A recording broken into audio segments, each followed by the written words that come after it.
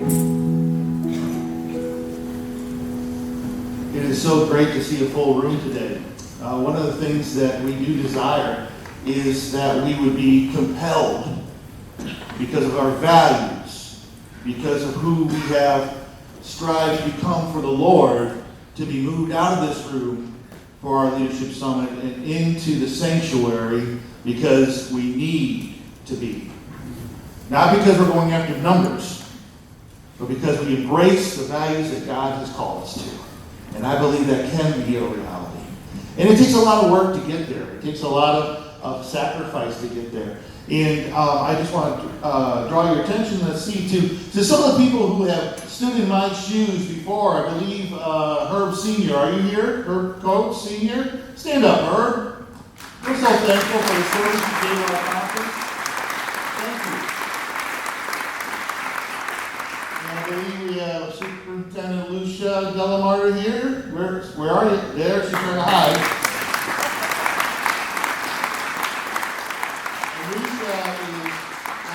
Superintendent's the Mid-America Conference. I think you should take your time to get over and see how she's been doing. And we know, Lucia, I just thank you so much for the difficult work that you did for the 8 years previous, and also for your mentorship and for taking me along with you to learn.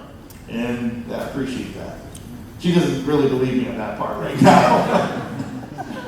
I know we learned. Hey, so let's take some time. Let's take a look at what the year has been like. All right, so let's direct our attention to the screen.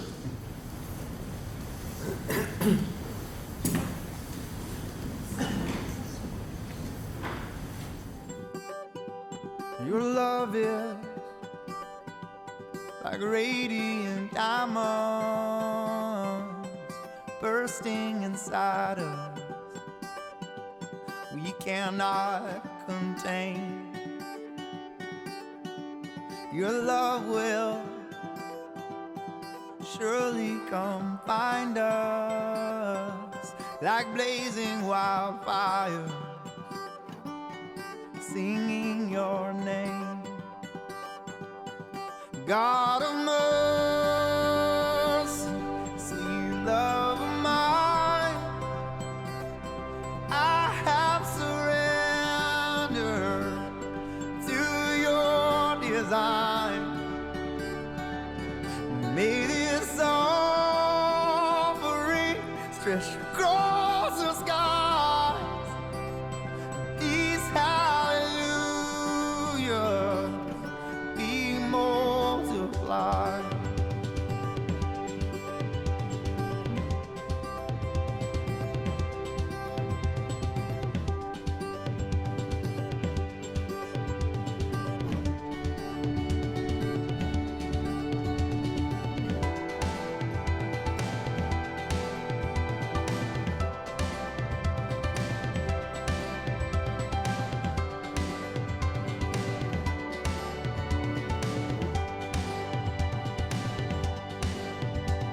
Your love is like radiant diamond bursting inside us. We cannot contain. Your love will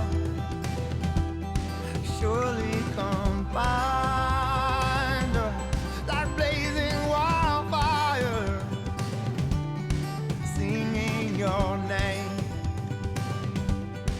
God of mercy, sweet love of mine, I have surrendered to your design.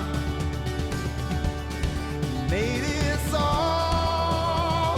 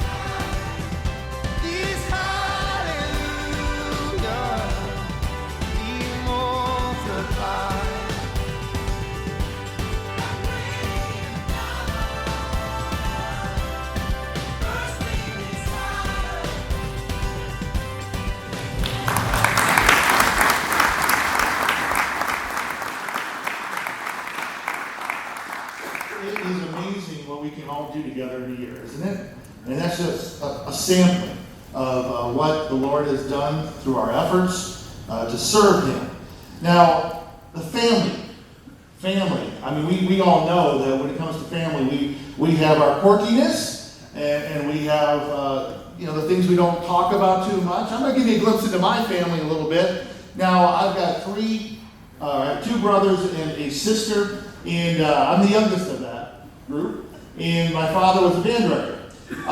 So one of the traditions in the Tolly home growing up was when Dad would be getting ready with the worship that he was planning for Sunday morning as a part-time worship leader, Mom would get us going on our baths on Saturday night. And you guys remember that routine? The baths come on Saturday night. And then as we got done, we would sit down in front of the television, and we would have to polish shoes. As and then just would keep adding. You'd have to polish your shoes for Sunday morning. That's what we did. But we sat down in front of the television, and what we watched was that. Right? So what we watched was Lawrence Welk. Oh, wow. You're thinking child abuse, aren't you? Now, the funny thing is, my daughter Willow graduated from high school, and we had, just because everything she's been through is quite a gathering at our home, kind of like a family reunion, both sides of the family there. And for the first time in many years, my older brothers and I sat down together just by ourselves on the front patio, and it was a real touching time. And then the confession started that we have found out that all of us have a similar stress reliever, which is when things have gotten really bad, you might find us watching Lawrence Welk. I couldn't believe this, right? Wonderful. Yep. Watching Lawrence Welk. Now, I remember that my father used to have a joke with me because I was mesmerized as a little kid with the bubble machine at Lawrence Welk. I thought that was magical. And I used to ask my dad, I said, how do they get that many bubbles coming out of that machine? And he said, there's a bunch of people out there blowing bubbles behind the band. So here's what we're going to do together. I need everyone to open up your Gateway Conference approved bubbles. All right? And I need someone with a camera. All right? So who's got a good camera that can take a picture of this? Because we're going to have a world record of bubble blowing for the Gateway Conference. It will stand for a long time, I'm sure. Who's blowing bubbles already? Peter won. This is a group effort. All right, so, okay, everyone got it open? You ready? Go open mine. Willard, you got to be up here, Willard. Come on, Martin, a little bubble. Oh, Willard. Get on stage. You got to get a picture. There we go. He's up there. All right, you ready? Are you ready? Now we got to do this well. All right?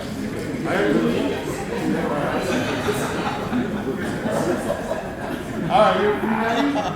1, 2, 3. Oh, I failed. Keep going. Let's fill this room up. All right. Now I gotta see these things. I gotta get like a. Oh! Wow! It's a magic moment. I tell you what. This is amazing. You guys should see this. It's beautiful. It's actually beautiful. New tradition. That's the name right here. Like a wedding. This is better than that. The single things here is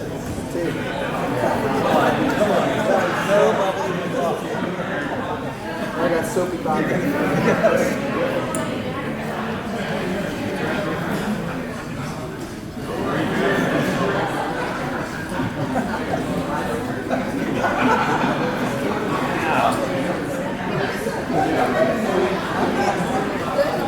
Not that well. This is the bubble machine. I can't get enough of it. Yeah,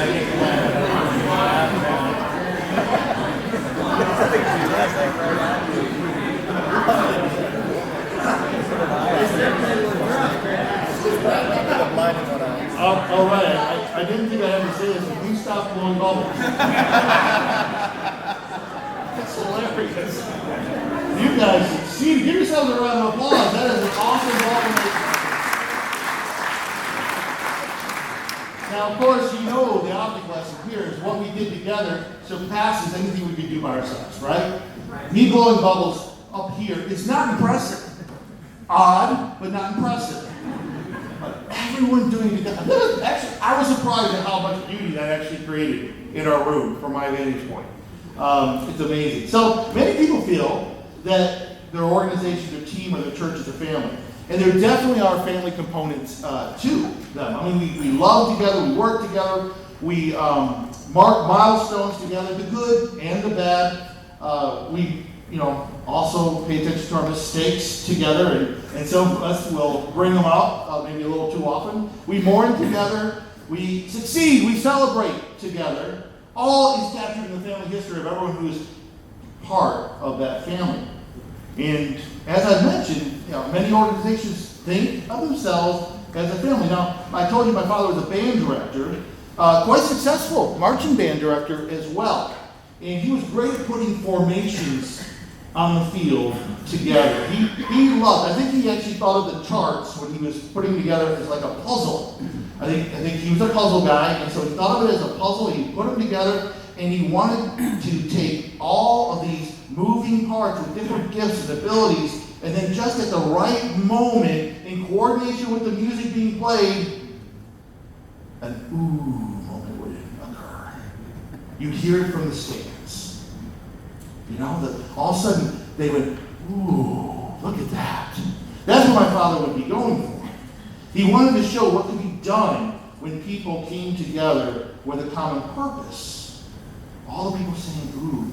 Now, what he didn't want to create was a moment, which is possible on the marching band field. I was part of one of those ones. My father and I had an argument, because I told him, I was in the percussion section, I told him we cannot get from A to D. We cannot get there in the time you've allowed. He was positive we could, and we were at Hillsdale College performing, and I actually was right.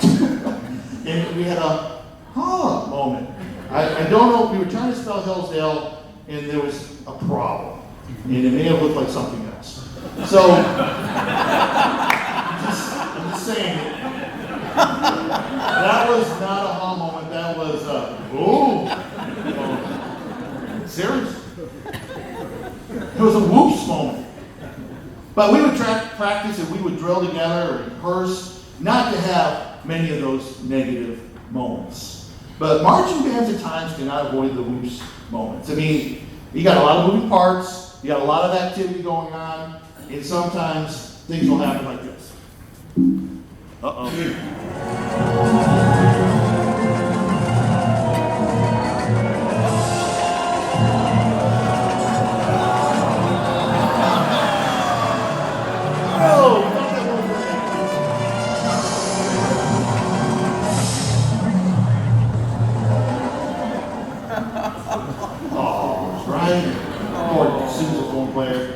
Now, with our theme of setting the family free, the hope is that we realize we truly have a great heritage, a great theology, a great opportunity before us to impact this region for God.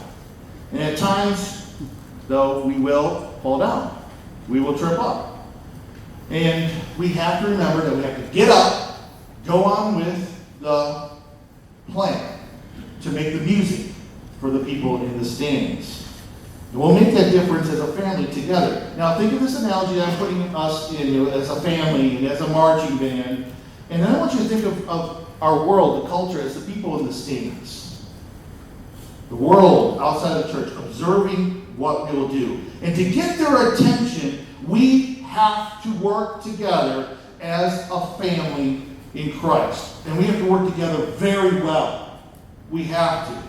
Because otherwise, the people in the stands are just going to simply eat their popcorn and eat their hot dog and talk to each other and pay no mind to us. There's a difference on one side of the stands and the other during a marching band performance, isn't there? If it's the home side, people are into it. If it's the other side, they're kind of like, hey, well, how are you doing? Do you think there's a football game? All that's good stuff. And all of a sudden they hear, as the band turns around for 1 second, they hear music and they go, oh, oh, and they go back to what they're doing. I mean, that's how it is. There's a difference between the two stands.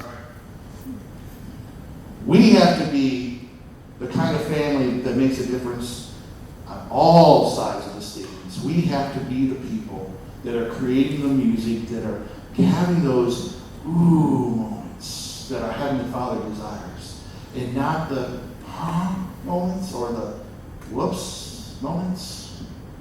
Sometimes we need to get out of our own way with outdated procedures. And I think that the Gateway Conference has been actually doing a lot to overcome outdated procedures. And we know our denomination has been doing a lot, working on the Book of Discipline to take care of some of these procedures that just hold us up. Sometimes we need to add procedures. Sometimes we haven't been protecting ourselves in a proper manner, and that we need to make sure that we have the legal protocols in place so that we don't cause a whoops moment. Sometimes we need to take on and challenge closed-minded thoughts on birthing churches. Now there are so many ways that we can give birth to churches. There's not just one way anymore. When I came into the conference 16 years ago, there was an established way to birth a church, and everybody knew this is the way to do it. That's not the case anymore. We're going to have to use many different ways. We may use more bivocational approaches. We need to get away from thinking that one worship style is going to work for all of our communities. As we took a tour of the conference briefly there in the video, I mean, we have a very diverse region, extremely diverse. We have cities, we have rural areas, we have rural areas, we have mining towns, we have labor towns, we have towns that are all about the executive privileges. It's not going to be a one-size-fits-all approach. And that means we have to work with Greenville College, and we have to make sure that we're producing ministers that are adaptable. We need to make sure that we're producing worship leaders who are adaptable, who are able to go into a community, exegete that community, and decide, how do these people hear the voice of God? How do I assist that? So sometimes we've got to just get out of our own way. We need to, in all of this, we need to pay attention to our weaknesses that we've had for way too long, and we need to strengthen them. We need to have the courage to do so. Yesterday, I was so proud of our group. We had the courage to walk into some places that might not have felt so comfortable to us, and to say, how do I see this differently? That's what it's going to take for us to be the conference in this region that the Lord has called us to be. We need to set this family free. Now, we have a great family. We have a great heritage. And we have a great theology. And it needs to spread across this region. But we've got to get out of our own way in order to do that. We've taken steps in past years. But the steps are not completed. We need to make sure people see what we have to offer. And not in some cheap, fabricated way. Has anyone fallen victim to clickbait? You know what clickbait is? That's on Facebook or that's on a web page, and they try to give you an interesting heading, and you go, oh, I want to read that, and you click on it, and really the article has nothing to do with that. And there's an advertisement there. The next thing you know, they're just trying to lead you to stuff that you really weren't concerned about. The church cannot be clickbait. We can't take easy ways to bring people into our doors and then have frivolous messages and frivolous community. I'd like to hear amen. That is what this year has truly been about. From my perspective, we have been taking this year seeking to fix the tripping points for the family, one by one, so the family is free to be what God has called it to be. And people outside of the family go, oh. That's what it's really been about, and it will continue to be about that. I've stated in the past that what we need to do is strengthen the base, activate assets, and pursue opportunities. And I'll tell you, you're probably not going to hear a brand new vision each year from me. We're going to keep working this one. until we have seen the successes that the Lord has called us to. There'll be different times of emphasis on different parts of this. And this year, a lot has been going into strengthening the base, continuing the work that Superintendent Lucia got us started on. A lot of it. These three goals demand an ongoing eye towards discerning leverage points for achievement in each category mentioned. Friends, we are well on our way. We truly are. By getting out of the office and into the car and traveling, I want to thank you for putting the budget to a place where I can do that and I can have the mileage on my car to be able to get out and see the communities and help in the exegeting of what's going on out there. And I really want to thank you. How many of you have endured a conversation with me while I was in the car, or endured, times when we dreamed together while I was in the car, or when we prayed together when I was in the car, although I do pray with my eyes open. I tried the other way, and that was scary. So, I really appreciate you knowing that my car has been part of my office. But mobility was not enough. Mobility was part of it. It takes a team to take action and implement the results. I've got to single out some fantastic efforts and support that people in our conference have given in order to allow me to be highly mobile and present at meaningful moments. Michelle Boyd, who will never like to have attention drawn to her, so I'm going to do something different. Herb Coates, thank you for hiring Michelle Boyd years ago.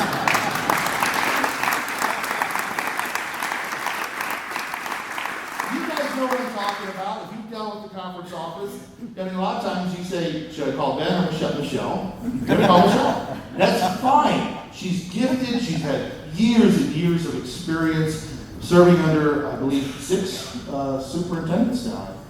5, something like that. That's a lot. She knows where the bodies are buried.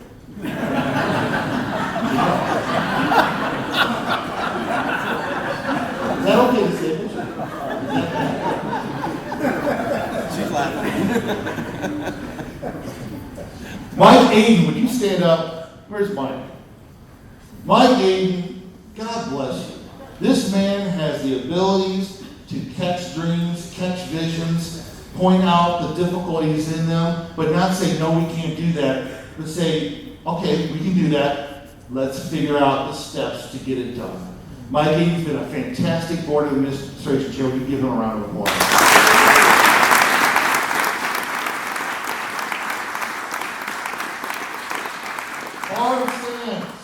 Barb Sands, where are you? You guys stand? Oh, there she is. She's back there. Go ahead, stand up now. She doesn't want to. She's got to write her name in the minutes now. Oh, she's got to write her name in the minutes now. That's good, Joey. Barb Sands. She's our numbers girl. She's who we go to. When I got any kind of question about how do these numbers work, Barb's where I go. She is so trustworthy and has such an amazing ability with understanding numbers that she has been reaching out and helping some of our struggling churches to figure out how do they go about a budget in a manner that is worthwhile to the mission that they say they have. And Barb has just been, we're not the only ones who know this about Barb. Greenville College knows this about Barb. And so she already has a lot of work to do, and yet she gives us her time. You got to give her another round of applause. Carolyn Martin. You got to stand up, Carolyn. Carolyn Martin. She is like the mother to every one of our ministerial candidates. She makes sure, she loves them. She cares about them to their very own. She makes sure that we do not drop a ball. She makes sure that we do the follow correctly. She makes sure, she will tell me. And sometimes, she's happy with me. Sometimes she might not be happy with me, but I tell you what she does make sure is, Ben, did you write that letter? Ben, did you make that contact? And we appreciate that. Carolyn has brought such a stability to our mega. And folks, give her a round of applause.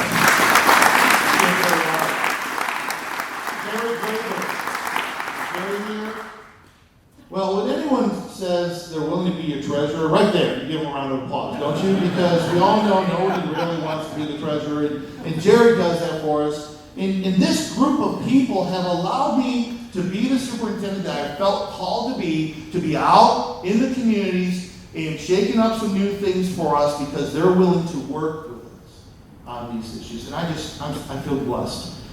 Also, I want to say this, our district leaders, all of our district leaders, please stand. Reverend Jerry Coates, Reverend Mark Scandrett, Reverend Steve Neville, Reverend Doug Newton, and Reverend John Glennon. These guys have stepped back into some roles that we had let slide for a while, and the care that our pastors have received this year is much better than having past because we have multiple hands reaching in. Pastors, do you agree with that? Are you happy with your district? Thank you.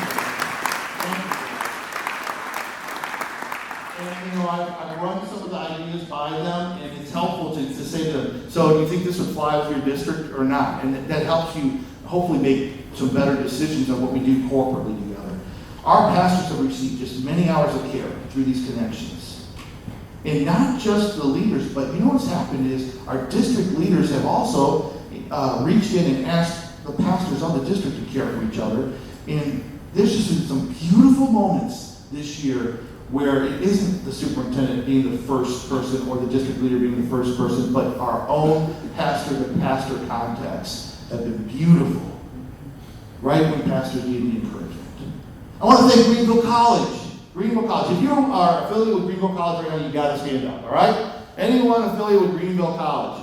Look at this. Look how many people, how much we're effective with Greenville College. So the Richard Philosophy Department has allowed me to walk through, interrupt them at any time, which I do. I know, Ben, you're like, right? I come through and you're like, uh-oh, here it comes. But they let me walk through there, and we've had some great collaborative discussions, and some of them haven't all been implemented yet. Some of them may take a few years to implement. But I'm very thankful that one of the things I've seen this year is that we have more interns present at our annual conference here than probably ever. And that's because Ben Wayman has been willing to talk to me and help me figure out how we can make that happen. Greenville College has a lot to offer us. I want to thank Dr. Hartley and Gene Dunkley, President Philby, Edwin Estevez, who was willing to go into St. Louis to be part of our Hispanic Roundtable with me. Pedro, I really thank you for what you've been doing and what you're going to do. I'm so excited that you're on the Board of Administration. It's going to be great. We are making sure that we are taking advantage of this collaborative efforts of our assets that we currently have in our conference so that we can make sure that our existing leaders and our congregants have the positive results they expect. We've utilized our guidelines, online discussion, decision making, all these kind of things in order to make sure that we're also being considerate of people's time. We've got to do that. We live in a fast-paced world, don't we? And we have to make sure that we are able to move at a pace that moves the ministry forward. And so some of the decisions that the Board of Administration has made this year weren't made in the conference office room. They were made online as we had a discussion, ongoing discussion, and made sure that we took the proper steps so that the legalities are followed when we make a decision online. I want to thank everyone for the amount of times you have been willing to go with me and travel to take care of a situation that may have arisen, or to give me backup or some new thoughts on a possibility. It takes a lot of us, folks. And we're seeing the improvements. Now, sometimes we have plans and we have ideas, and we put them into action, and we find out they don't work. And you know what? That's okay. So this year, we've had a few reach-ins that we have done that we're now discovering maybe that's not the right path to take. We can have the courage to adjust. We can be adaptable. And that comes by building trust with each other. Now, folks, it takes a lot of people. As I said, the Proverbs 11:4 says, without good direction, people lose their way. The more wise counsel you follow, the better your chances. I believe we have some good chances in Gateway Conference. Let me tell you some of the things we've done. We have agreement and a confidence that our strategic fund must be utilized for strategic actions. We have made sure that we have taken that approach this year with our BOA. We have financial assistance set up for our appointed pastors to receive additional education. We have balanced the budget that Jerry Coates as BOA chair, you put us on that path 3 years ago. And I was so happy to make a phone call to Jerry this year and say, Jerry, we did it. You know, it took courage for Jerry to lead our board in that place. And I'm thankful that we are part of that process even today. We have given out for ministry endeavors a lot of money, folks. I'm not going to give you the amount. I mean, you saw the budget report yesterday. You saw the BOA report. But as you can see, we are freeing up the funds. How many times at annual conferences we say, what about this money? I don't think we can say that this year. But I will say this. If we're going to do this, we're going to have to work hard to get results. Because that money will not be there forever. Right? It will take new money. And as we build trust with how we have distributed the money and seen the accomplishments, as we build that trust, I believe we will start to say, what are new ways in which we can give towards the conference work? Because who's the conference? We are. Lucia started that a long time ago, saying, we are the conference. That must continue. That mentality must grow stronger and continue. Now, we also started some new teams. We have a Fresh Eyes team. Carl Brandon, are you here? Where's Carl? There's Carl. So we had this idea. So we come up with a Fresh Eyes team. It's a simple thing, but it may be very beneficial to your church, where people come from outside of your church and they have an experience. They listen to what you say your mission and your vision is. And then they go and they visit your church, and then they give you a report on how well your facility will match up and support that mission and vision. I believe that can be helpful to give you the leverage you need in your church to say, maybe we need to make some changes. Because a facility is important. It is a tool. It is a tool for the vision and mission you've been called to. It is not to be worshiped, but every tool in our toolbox must be sharpened. It must be ready for action, correct? Yes. So I'm excited about that team. You can talk to Carl about ways in which we could make that work for you. Soon we're going to have a new craftsman team. Julie Hendricks, put your hand up back there. Julie Hendricks has volunteered to help facilitate, and we'll see what happens today in our breakout sessions, but I'm excited because we're going to rebirth those craftsman approaches in disaster relief. I mean, these are some excellent days for those who like to work with their hands to be involved in Gateway Conference. We have writing assistants for conference grants. Peter Huff and Mike Aiden are willing to work with anyone when it comes to saying, how do I go about getting a conference grant? How do I write that?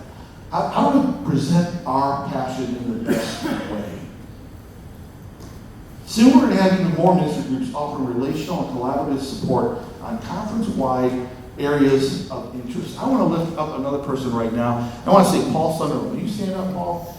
Paul Sunderland and I have had a lot of hours of discussion about worship. And I can tell you right now, this man is being lifted up by God. He's being lifted up by God, and we are so blessed to have Paul at Greenville College and to have him here willing to work with our conference. And I'm excited about what's going to happen in his worship breakout session. And I'm even more excited about some of the plans we've talked about, we're not going to tell you about yet. Because we don't want to get premature birth to a vision, but it's going to be fantastic, folks. We have to keep taking a look around and see where are our assets and how do we engage them so that we can move mission forward. We're also in the process. We have heard from you the pain that you have in your churches regarding bookkeeping. You got some pain? Mm-hmm. Who wants to be a treasurer for the local church? It's difficult for our pastors to feel that oftentimes. We've heard that pain, and we are working to relieve that pain. We are working to find the solution.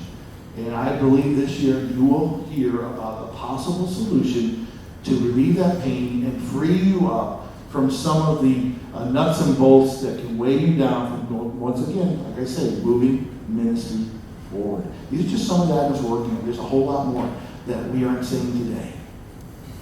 These are examples of setting the family free.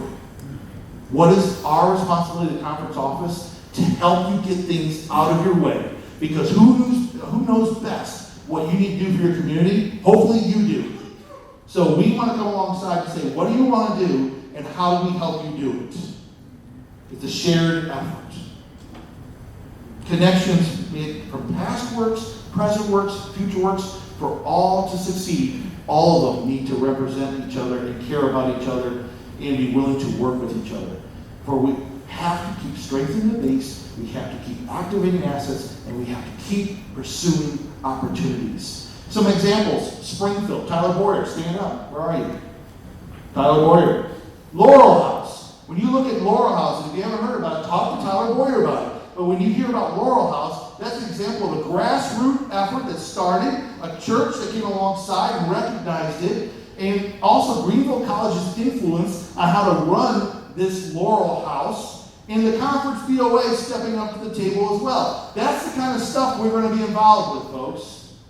Shared collaborative efforts.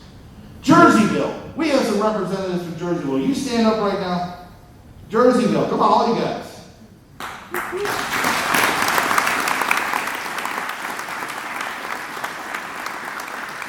Jerseyville, a satellite church of the Alton Church. Mark Scandrett, put your hand up. Where are you? There he is. Mark Scandrett, recognizing what was happening in his community of faith and realizing there was a God-ordained opportunity. And the conference is coming alongside to work with that. This is the kind of stuff we got to keep having happen. Greenville, a Doug Newton. Highland, recognizing the possibility of God's action in Highland with folks from the Greenville Church. And we're going to hear more about what happens in Highland in the coming years. Maps, paying attention to what's happening in your community and realizing you could partner with Pontoon Beach, and you can take a look at what's happening near them with the Hispanic community, and together you guys are going to make a multicultural church. It's going to be exciting this year. It's going to be one of those highlights of our year. Thank you for having the courage. Mike, thank you for having the courage to go into unexplored territory. Now, will all these kind of efforts guarantee success? No, probably not. However, we're going to learn from any of the mistakes, aren't we? We're going to learn from them, we're going to reassess, we're going to adapt, and we're going to move on. Because that's what the people of God do. That's what we do. So if we're a marching band and we trip up and we fall down and 6 tubas are laying on the ground, we pick them up, we start huffing and puffing on those things, and we get back into the music, don't we? That's what we're about. Yesterday's emphasis on diversity training was another attempt to train our pastors in adaptive skills to take advantage of opportunities. And I've heard from a number of you saying that was a good start. Let's do some more on that. Well, God bless you, because you're getting it. We're going to strengthen the base, we're going to activate assets, we're going to pursue opportunities, and this sets the family free. So in this vision for our conference, you'll notice emphasis is placed on creating a culture of growth and not setting out before you numbers that we must meet. The numbers will come. The numbers will come. The church needs to be the church. We need to be about what God has called us to do. You're going to hear that we're going to talk more about attitudes. We're going to talk more about values. We're going to talk more about standing on beliefs. And if we do those things, we will see the numbers grow. We will. Interesting verse, Ezekiel 1:12 says, "And each went straight forward, wherever the Spirit was about to go, they would go without turning as they went." Did you hear that? And each went straight forward, wherever the Spirit was about to go, they would go without turning as they went. Now, this is talking about angels before the throne of God. Angels don't have anything on us. We can take that as our value as well. Amen? Amen. And we can be a people who go straight forward wherever the Spirit is about to go and not turn. We can do that together. And we will make the differences needed. I'm going to remind you of a story I shared yesterday. So last week, I am at a middle school camp all week long. Rain pouring down. Enough said on that, right? You get the picture. And we talk about hurts. And we say, if you have a hurt, we're going to pray for you. These are middle schoolers. just put your hand up and we'll pray for you. And I'm overcome because every hand goes up of 140 youth. Now, I've done this before at Durley. I've never had a response like that. So now I've got to change my approach. And so we had them all come forward. And one of the things we did is we said, every one of you is going to get an appropriate touch on that. Every one of you is going to get blessed. Every single one of you. So we did that. And then throughout the night, I would sit as different middle schoolers would come up and sit with me on the stage and say, can I talk to you? And I would listen to stories that none of us want to hear about the brokenness that has occurred in their lives. And I would start to feel down listening to it. But then I was amazed because I heard in each story them give testimony to the church. The church. So I know right now, pastors, you are depressed on Sunday morning when it seems like everyone else thinks that, the latest soccer tournament or baseball tournament is more important than what's happening on Sunday morning. I get that. But I want you to know that I saw testimony time after time again that the church needs to be the church, needs to continue to reach out, needs to touch these young people and let them know that maybe you don't feel mom cares for you, or maybe you don't feel dad cares for you, maybe you've had some serious sexual abuses or physical abuses or mental abuses in your home. But here's one thing you can count on. You are safe with us. You are safe with us. And if you hang out with us, we are going to go where the Spirit leads. And we're not going to turn. We will be consistent. That's what Gateway Conference is called. We need to set the family free. This family. Let's pray. Heavenly Father, the Gateway Conference must become a place that encourages its leaders to resiliently embrace the day and circumstances given to them by God, and to seek God's way in it by being faithful to your story. Right now, I know that there have been folks who have been impressed by what the bishop has shared with us today. I pray they continue to have courage in their lives to act on that. Our leaders must consistently lean into the future with high anticipation, no matter what the news says, no matter what we see on Facebook. We must continually be the people of hope, the people of grace, the people who are charged with expectancy. It is time for these people to speak into the southern Illinois, Missouri region. We are open to your vision. We are open to your calling.